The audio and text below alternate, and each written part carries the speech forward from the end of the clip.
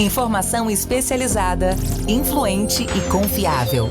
Podcast MIT Technology Review Brasil.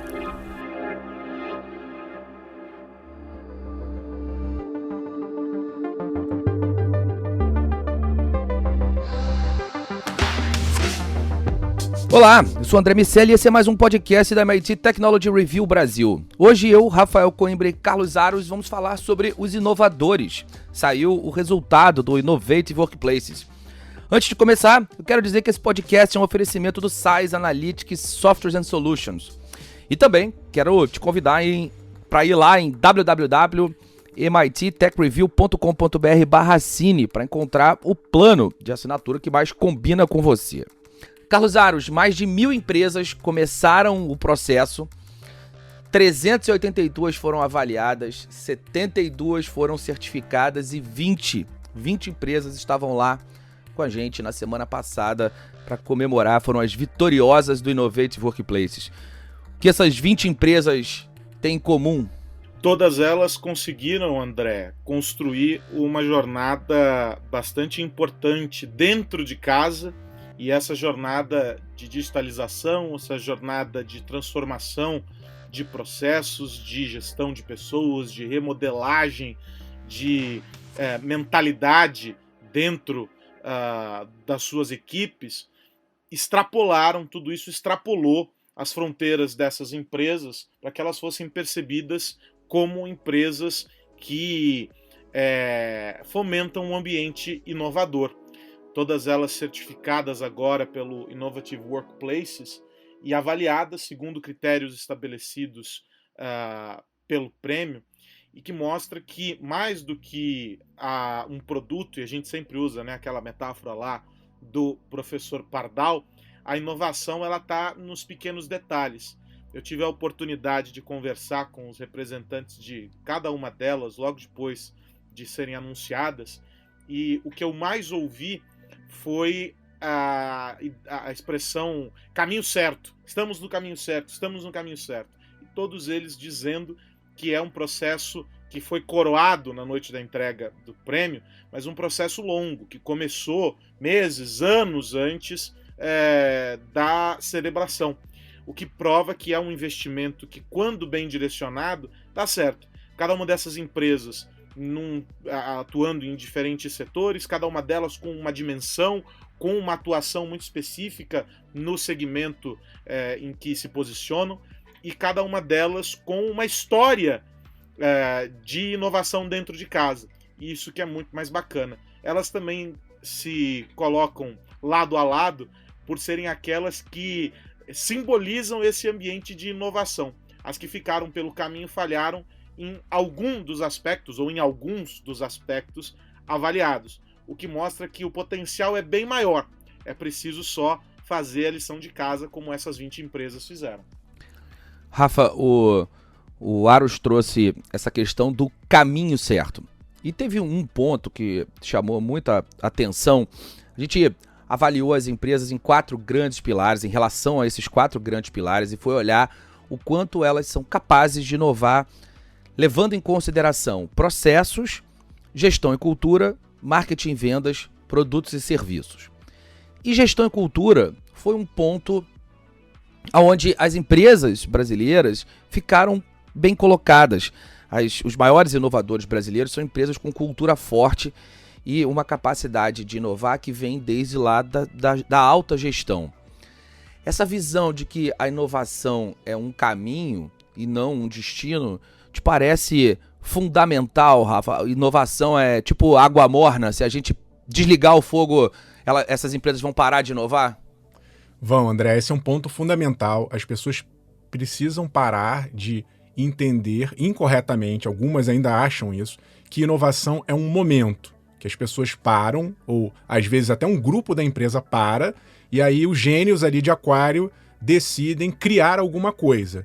E essa coisa, na visão errada desse grupo, vai perpetuar o sucesso da empresa. Às vezes até funciona num primeiro momento, mas é preciso ficar bem claro que o mundo é não só dinâmico, como está cada vez mais dinâmico. Então não dá para entender inovação como algo que vai ficar parado no tempo e algo que tem que ser feito só por um grupo de gênios. Não, é um processo contínuo, e aí é muito importante esse ponto, né, André, da gestão, as lideranças, as pessoas que estão ali de cima para baixo, democratizarem essa cultura da inovação. Muitas vezes as melhores ideias vão vir de quem está num departamento ali mais relacionado diretamente ao consumidor, captando informações importantes, entendendo que mudanças são essas, que movimentos, que tendências, que comportamentos novos surgem, e aí sim a gente traz isso para dentro, mastiga ali dentro da empresa como um todo, e quanto mais visões diferentes, melhor para esse processo de inovação. E uma vez que se elabora uma hipótese, se testa essa hipótese e parte para a prática, a gente tem que entender sempre que aquilo ali vai ser um momento. Na sequência, a empresa já tem que estar pensando no próximo passo. É impossível parar. Quem ficar parado vai ficar para trás, obviamente, e é preciso entender, então, que esse movimento inovador ele tem que ser extremamente sempre contínuo. Aros, essa continuidade, nós pretendemos, de alguma maneira, estimulá-la. O Innovative Workplaces ele tem uma dinâmica um pouco diferente de outros prêmios e outras certificações. Apesar da gente certificar empresas que apresentem um determinado resultado, e esse determinado resultado significa estar acima de uma nota de corte do setor no qual ela atua e está entre os 25%, o grupo 25% mais inovador daquele segmento. Isso significa que a empresa pode ser inovadora, pode trazer resultados, mas que se ela não tiver um lugar de destaque dentre os seus competidores, ela sai desse seleto grupo que a gente começou a montar. E, evidentemente, ali tem os vencedores, o ranking final, que é um ranking geral. A gente nem divulga os resultados e as posições das empresas dentro desse ranking. Então a gente tem um conjunto de empresas que foram avaliadas, as empresas que foram certificadas, e aí são essas que passaram da nota de corte do seu segmento e estão entre as empresas 25% mais inovadoras desse seu setor, os melhores, e aí esses 25% são definidos por capacidade de execução, e a gente olha para esses 4 pilares que eu mencionei, e olha para o quanto de fato elas executaram. Não adianta ter capacidade de execução sem colocar isso em prática, não adianta sair fazendo o projeto sem que a inovação esteja permeada por toda a empresa, como o Rafa falou, senão a gente fica muito mais dependente de uma invenção, de um grupo que vai eventualmente encontrar uma solução que vai dar um respiro para a empresa, do que a inovação, essa inovação que nos interessa, que constrói riqueza, que distribui riqueza, que cria oportunidades para esse ecossistema de inovação. E aí, Aros, tem uma questão. Quando a gente olha para o ecossistema de inovação, as empresas brasileiras ainda têm programas de inovação aberta que são tímidos. Na prática, o que a gente observou na nossa pesquisa é que as grandes empresas conseguiram se estruturar em relação a isso. As pequenas empresas são, no final das contas, essa área de inovação muitas vezes funcionam como um pedaço desse DNA inovador através desses ecossistemas de inovação, mas a gente ainda tem dificuldade de encontrar programas de inovação aberta bem estruturados. Como você acha que a gente vai conseguir caminhar nessa direção, evoluir nesse caminho? Um ponto interessante, André, nessa história da inovação aberta, e aí eu pude perceber também na conversa com alguns dos representantes das empresas, aqueles que mais explicitamente trataram do tema nas falas, mostraram que a primeira barreira a ser vencida é uma barreira interna que demonstra o seguinte: a empresa tem a certeza de que, se estreitar relações com uma outra companhia, pode de alguma maneira baixar a guarda para revelar segredos absolutos que vão revolucionar a história e que, portanto, merecem ficar guardados ali as 7 chaves para serem implementados pela própria companhia. Ainda que naquele momento ela saiba que não tem capacidade para realizar tudo aquilo sozinha. Então, essa primeira barreira é interna.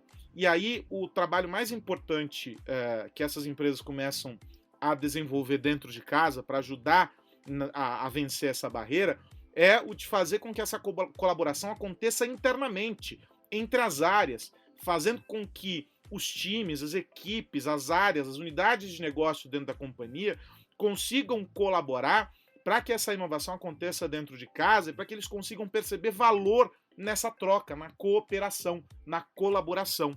E aí isso vai sendo expandido para outros núcleos e a abertura finalmente acontece com parceiros externos. Uma outra maneira de vislumbrar essa ideia da inovação aberta, talvez essa um pouco mais pragmática, é, a depender do setor em que a empresa está, a percepção de que ao colaborar, ao cooperar com aqueles que compõem a própria cadeia na qual a empresa está inserida, ela está gerando mais eficiência para aquela cadeia, ela está gerando mais valor e otimizando toda uma estrutura da qual ela também depende. E aí fica muito mais fácil, porque você reconhece os valores dentro daqueles players que estão ali colaborando. E aí, óbvio, isso acaba extrapolando, em alguma medida lá na frente, as fronteiras da própria cadeia, e outros players, outros setores passam a ser conectados. E aí sim a gente tem esse processo de abertura feito de maneira teoricamente mais ampla. O que é interessante é que a gente tem alguns casos, inclusive entre as empresas vencedoras, em que elas se tornam um pilar importante para o desenvolvimento de um ambiente inovador nas outras organizações. Então, o papel da empresa é o de ser ali, claro, ela está se beneficiando dessa troca, mas ela é também um catalisador que garante que as outras organizações com as quais ela interage também consigam inovar. E essa troca, de novo, ela gera valor não só para essas empresas que estão inseridas nesse processo, mas para os clientes que estão demandando produtos, demandando serviços dessas companhias. Ou seja, a roda ela gira com uma velocidade impressionante e os efeitos são muito mais positivos. Mas de maneira bastante objetiva, o que é apontado pelas empresas como um fator de grande dificuldade para fazer com que a inovação aberta aconteça é uma resistência interna, é a cultura da organização que acredita que tem que ser uma força motriz que vai trabalhar sozinha, em vez de dividir o esforço com vários outros players, buscando aquilo que de melhor ela sabe fazer e aquilo que de melhor o outro sabe fazer e unindo esses esforços para que se alcance um objetivo comum. Os programas de inovação de inovação aberta que a gente tem aqui no Brasil, alguns deles começaram sob aquela lógica de que grandes empresas precisam atrair as startups e, portanto, vão abrir o seu quintal, vão trazer essas startups, entender o que tem de perspectiva ali em cada uma das ideias, em cada uma das relações que acabam surgindo, e aí, no final do dia, o jogo se completa com a aquisição daquela startup. E muito rapidamente se percebeu que não havia essa necessidade de fazer aquela aquisição, de simplesmente aniquilar um possível competidor, mas que todos podiam fazer parte de um ecossistema gerando valor conjuntamente. E aí são vários os cases que a gente encontra aqui no Brasil em que isso aconteceu. Há programas que já estão caminhando aí para a 7ª, 8ª, 10ª edições e que geram um valor tremendo para todo o ecossistema. E a inovação consegue ser percebida dentro desse contexto. Mas a barreira da cultura dessas organizações, e aí isso independe do tamanho, pode ser uma startup, pode ser uma multinacional com presença em dezenas de países. A cultura é um fator predominante para isso. Rafa, quando a gente fala de cultura, tem um ponto que a gente também isolou na análise, que é o da diversidade. Diversidade é sempre um tema polêmico. Os últimos anos a gente viu uma campanha muito forte das empresas por essa pluralidade, por pessoas com características diferentes. Algumas empresas fizeram isso muito bem, outras não tão bem. O que a gente observou é que a diversidade, quando tem pessoas compartilhando um DNA, quando as pessoas compartilham alguns valores fundamentais, e aí vêm de backgrounds diferentes, tem histórias de vidas diferentes, características diferentes, que essa diversidade costuma gerar uma tensão criativa importante. Entretanto, algumas empresas, nessa tentativa de responder uma demanda do mercado, acabaram criando ambientes tão diferentes, com pessoas tão diferentes, com crenças tão distintas, com características tão opostas, que os seus ambientes de trabalho acabaram sendo muito mais complexos e muito mais tensos. A inovação não necessariamente nasce desse tipo de tensão. Uma coisa é a tensão criativa e os objetivos compartilhados e os valores compartilhados também com pessoas de backgrounds diferentes. Outra coisa são pessoas que têm valores completamente diferentes, ideias sobre a vida que são muitas vezes diametralmente opostas, tendo que trazer soluções para uma mesma organização ou trazer soluções para os mesmos problemas. O que a gente observou é que esse segundo grupo, o grupo de empresas com pessoas que são absolutamente diferentes, não só em relação aos backgrounds e as formações e as suas características básicas, mas também aos valores, que esse grupo ele performa pior do que esse primeiro grupo que eu descrevi, que tem características comuns. Isso mostra que a gente ainda tem muito para aprender e para amadurecer nesse quesito, nessa questão. Como você tem visto a diversidade como um fator que viabiliza a inovação, Rafa? Tem uma pegadinha, André, nessa história, que é a seguinte: você não pode misturar pessoas com objetivos diferentes. Eu acho que esse é o ponto central.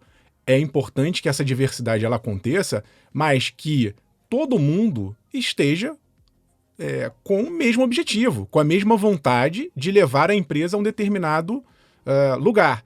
Então, tem que haver ali um planejamento estratégico, tem que haver uma visão, uma missão, né? Os valores da empresa têm que ser colocados de uma maneira muito clara e todo mundo tem que trabalhar como se todo mundo remasse na mesma direção, no mesmo barco. Elas podem ser diferentes, mas elas têm que estar olhando para o mesmo lugar. O como vai ser feito isso, aí sim a diversidade vai trazer elementos que vão fazer esse ambiente se tornar inovador. Mas o que fazer, né, onde a gente quer chegar, isso não pode ter divergência. E muitas vezes o que acontece é isso. Uma empresa, de maneira errada, ela acha que só por colocar pessoas com visões diferentes vai dar certo? Não, porque se todo mundo pensar de uma maneira, a empresa quer ir para o lado A, mas eu penso que a empresa deveria ir para o lado B, não vai dar certo. Isso é uma coisa que parece óbvia, mas as pessoas às vezes não pensam na hora de montar seus times. Então, sim, tem que ter diversidade, mas todo mundo alinhado. E aí a diversidade, André, ela vai fazer diferença. Por quê? A criatividade, ela só surge, que é o ponto de partida da inovação, ela só surge quando você tem elementos diferentes. Se eu der para um chefe de cozinha arroz, ele vai fazer arroz. Se eu der arroz e feijão, é arroz e feijão, ou feijão e arroz. Você não tem muito como variar. Mas se eu começo a colocar ali temperos diferentes, ingredientes diferentes, é com essa junção de elementos, e no caso aqui da inovação com pessoas de visões de mundo diferentes, é que nós vamos ter insights diferentes. Se todo mundo pensar igual, for igual, aí a coisa complica. Então, para mim, a chave é essa combinação de diversidade com uma estratégia em que todos colaborem para se chegar a um único objetivo. Exatamente, esse ponto é importante. Muitas vezes as empresas tomam decisões para dar respostas para o mercado. O mercado tem pressionado muito essa questão e as respostas não necessariamente são as melhores para a própria organização. Um outro ponto para a gente fechar, que precisa ser observado, é que quando a gente olha para o efeito da inovação numa organização, a gente fala dessas mudanças e de otimizações no processo que ajudam a empresa a vender mais, a gerar soluções que são melhores para os seus clientes, mas também a gastar menos. Empresas que são, do ponto de vista operacional, mais eficientes. Se a empresa gasta menos ou ganha mais, ou no mundo ideal, se a empresa faz as duas coisas, ela retorna mais para os seus acionistas e, no final das contas, é para isso que a inovação serve.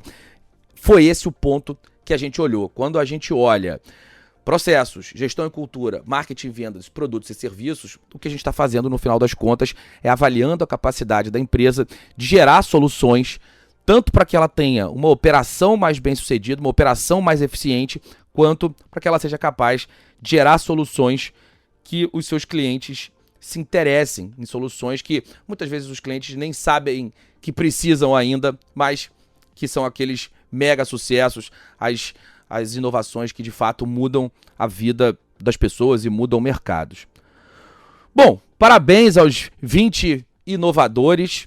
As empresas que levaram esse ano foram Ambev, Braskem, Banco Carrefour, C&A, Cisco, Conexa Saúde, G4 Educação, Generali, Hospital Albert Einstein, iFood, Movida, Nestlé, Olist, Omnify, Reserva, Sais, Siemens, Tecban, Vibra Energia e o Imob. Empresas com características muito diferentes, de mercados muito diferentes, algumas gigantes, outras menores, mas que estão andando muito bem nos seus respectivos mercados e certamente esse pensamento vai fazer com que elas cresçam ainda mais. Parabéns para os inovadores. 2023 tem mais Carlos Aros e Rafa Coimbra, tem mais Innovative Workplaces. E agora é hora da gente virar a chave. A gente vai continuar postando nas nossas redes sociais sobre o Innovative Workplaces, no nosso site. E a nossa próxima edição vai trazer um encarte, um pedaço da nossa próxima edição vai ser integralmente dedicado a essas vencedoras. Para a gente entender melhor como elas operam, o que elas fazem e para a gente ajudar a contribuir para que o mercado brasileiro inove. Assim, todo mundo ganha. O que mais você precisa saber? Rafa Coimbra, hora de virar a chave. Qual a dica da semana? Tô de olho, André, numa consulta pública que a Anatel abriu para a gente pensar aqui no nosso país a padronização dos carregadores. Essa discussão ela vem depois de uma medida importante lá na Europa. A União Europeia decidiu padronizar os carregadores eletrônicos, né, para parar com aquela bagunça. É mini USB, é USB-C, é o Lightning, que é o da Apple. E aí, lá na Europa, o que eles escolheram foi o USB-C, que é aquele... ele é igual dos dois lados, né? Não tem aquela complicação de você ter que olhar para que lado você vai encaixar direito para não estragar o seu conector. E a alegação lá na União Europeia é que isso é preciso para que se evite lixo eletrônico. Se a gente toda hora fica trocando de padrão ou cada empresa escolhe o seu modelo de carregador, isso obviamente gera muito lixo eletrônico. Eles estimam lá que 250 milhões de euros sejam economizados por ano com essa compra desnecessária de carregador diferente e que sejam evitados cerca de 11 mil toneladas de lixo eletrônico por ano. E lá isso vai valer a partir de 2024, lá já está sacramentado, e aqui no Brasil a Anatel abriu essa consulta pública, então se você que está nos ouvindo tiver alguma sugestão, algum comentário, quiser participar, você pode ir lá no site da Anatel até o fim de agosto e dar a sua opinião. E aí provavelmente eu acho que a Anatel ela vai seguir, a gente tende a seguir geralmente as leis europeias, os padrões europeus, e faz mais sentido. O USB-C é uma porta de alta conexão, já os próprios equipamentos da Apple, que vão ser os que mais vão sofrer, porque a Apple tem aquele padrão exclusivo Lightning, mas mesmo a Apple, eu acho, já tem equipamentos com USB-C, e acho que vai ser o padrão, vai facilitar a vida de todo mundo, não vai ter que ficar procurando cabo, comprando cabo. Tomara que isso passe a valer, porque o que a gente menos precisa cada vez mais é lixo eletrônico. Carlos Aros, e você, meu amigo, no que vai ficar de olho essa semana? André, tô de olho não só nesta semana, já faz algumas semanas, na verdade, a MIT Technology Review americana tem publicado uma série de artigos tratando da censura na China. E alguns desses artigos, inclusive, nós já traduzimos e estão publicados em nosso site. Então, mais do que ficar de olho, é também uma recomendação para aqueles que estão nos ouvindo, para que acessem o nosso site para conferir alguns desses artigos. E eles tratam da escalada da censura por lá, com alvos muito bem definidos. E, neste momento, são os influenciadores que fazem o shopstream, né? Aquelas grandes transmissões em que, por meio de alguns aplicativos, eles vendem produtos, eles estão mobilizando as massas e faturando muito dinheiro para essas empresas. E aí, claro, no momento em que esses influenciadores começam a ganhar projeção, começam a se tornar figuras com o potencial de criar problemas sob a ótica, claro, do governo, eles passam a serem percebidos de uma maneira diferente. Alguns deles já desapareceram, tiveram os perfis foram mantidos, mas simplesmente desapareceram das plataformas. Estão há bastante tempo sem publicar. E pelo menos 3 deles, que são os mais conhecidos dentro de uma plataforma chamada Taobao, que é vinculada ao Alibaba, desapareceram após um episódio que foi entendido por muitos como uma crítica ao governo, e aí, claro, as autoridades eventualmente devem ter agido, o que acabou levantando suspeitas. Mas agora, o próximo passo dessa história diz respeito aos comentários online, que estão sendo agora, portanto, ou pretende-se modelar esses comentários online. Então, tudo vai partir dessa ideia da moderação dos comentários, os live streamers tendo o seu modo de agir, o modo de vestir, o modo de se comunicar dentro das plataformas controlados, e todo esse processo sendo assistido pelo mundo, porque afinal de contas, embora exista aí, claro, todo um controle, não há fronteiras para a internet e essas histórias acabam chegando e ganhando o mundo. Ninguém, evidentemente, se posiciona ou pode agir porque as coisas não ficam claras, mas o que é percebido é que, de alguma maneira, os chineses entenderam, ou o governo chinês entendeu, que existe um alcance muito grande, um potencial muito grande sobre os influenciadores. E aí quer, eventualmente, criar essa onda de censura, o que já está sendo percebido como um novo movimento do governo para controlar a disseminação de ideias. Os influenciadores influenciam demais e agora o governo quer que eles influenciem do jeito certo sob a perspectiva do governo, André. Essa ressalva final é fundamental para a gente entender a história. Meus amigos, antes da gente ir, eu quero lembrar que esse podcast é um oferecimento do SAIS. Também quero te convidar para entrar para a nossa comunidade.